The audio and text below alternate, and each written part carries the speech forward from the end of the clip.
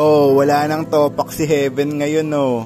Hi guys, Vince here and welcome back to Drip. So, bibigyan ko lang kayo ng more information dito kay Heaven. So, yung pinaliguan ko nung nakaraan na medyo may topak sa talaga nun. Very interesting yung mga comment niya. Sabi niya para siyang sea urchin na nakaglutatayon. Grabe naman talaga.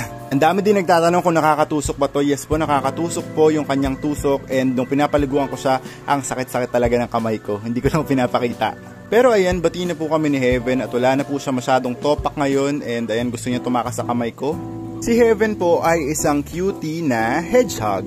So siya lang yung bukod tanging hedgehog dito sa Drip by Vinci and medyo matagal na rin to sa akin. Sabi niyo meron kayo nakitang uod dun sa kanyang food dish. Yes po, yun po yung kinakain ni Heaven. Yun po ay super worm. Rich in protein po yun and kailangan yun ng ating mga hedgehog para lumaki sila. Si Heaven po ay isang albino hedgehog kaya makikita mo na pula ang kanyang mata.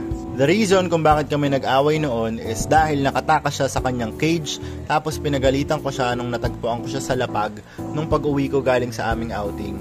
So, ganyan yung mga hedgehog kapag binibigla niyo siya, nagtataas siya ng kanyang quills. And ayun nga, kapag kampante na sa'yo ang iyong hedgehog ay gaganyan na siya, parang hindi na siya mag-turn into a ball.